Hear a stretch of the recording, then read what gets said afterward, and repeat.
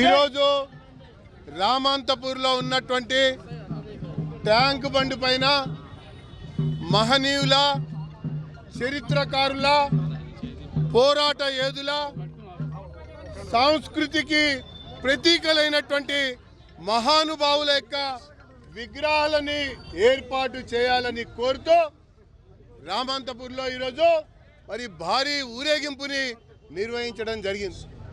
ఒకవైపున ఈ యొక్క ట్యాంక్ బండు మరి అభివృద్ధి చేసినటువంటి సందర్భంలో మరి ఆనాడు నేను ఎమ్మెల్యేగా ఉన్నటువంటి సమయంలో కూడా కొన్ని విగ్రహాలను ఏర్పాటు చేసి మరి పూర్తిగా కూడా దాన్ని అభివృద్ధి పరుస్తామంటే కొంతమంది శక్తులు, వ్యక్తులు అడ్డుకొని దాన్ని ఆపటం జరిగినటువంటి విషయం చాలా మందికి తెలుసు. కానీ ఇప్పుడు సమాజంలో చైతన్యం వచ్చింది. ఈరోజు రామాంతపూర్, అప్సిగూడ జాగృతమైనవి. ఖచ్చితంగా స్ఫూర్తిదాయకమైనటువంటి మహనీయులు, ప్రేరణదాయకమైనటువంటి మహనీయులు, పోరాటానికి పెట్టింది పేరుగా ఉన్నటువంటి మహనీయులతో పాటు మరి సామాజిక సాధికారికత కొరకు దేశం యొక్క సమైక్యత, సమగ్రతలకి కట్టుబడి ఉండేటువంటి దేశభక్తిని పెంపొందింపజేయాలన్నటువంటి ఆలోచనతో మహనీయుల విగ్రహాలని ఏర్పాటు చేయాలని చెప్పని డిమాండ్ చేయడం కొరకే ఈ యొక్క ఊరేగింపు అని చెప్పని నేను పేర్కొంటా ఉన్నా.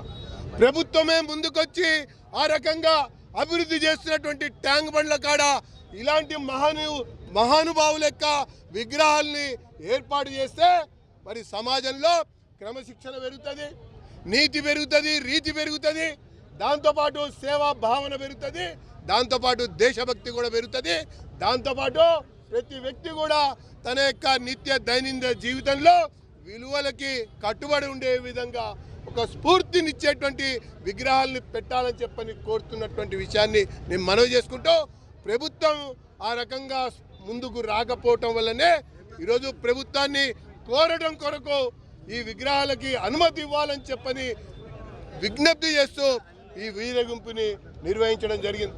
ఒక వీర యోధుడు, ఉగ్రవాదుల్ని మట్టుపెట్టినటువంటి మరి కెప్టెన్ వీరరాజారెడ్డి విగ్రహం పెడితే అంటే కూడా పెట్టనిటువంటి ప్రభుత్వాలు, అలాగే ఈ యొక్క హైదరాబాద్ విమోచన గావించి మరి హైదరాబాద్ విమోచన, దాంతోపాటు తెలంగాణ ఏర్పాటులో కీలకమైనటువంటి మరి వ్యక్తిగా ఉన్నటువంటి సర్దార్ వల్లభాయ్ పటేల్ యొక్క విగ్రహాన్ని ఏర్పాటు చేస్తామంటే కూడా అడ్డుకున్నటువంటి రోజులు మనకు కనబడ్డటువంటి విషయం.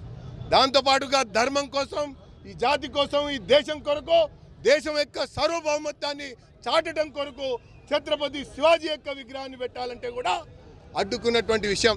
ఎలాంటి బెదిరింపులకి లొంగేది లేదు, కేసులకి భయపడేది లేదు, అడ్డుకుంటామంటే ఊరుకునే లేదు.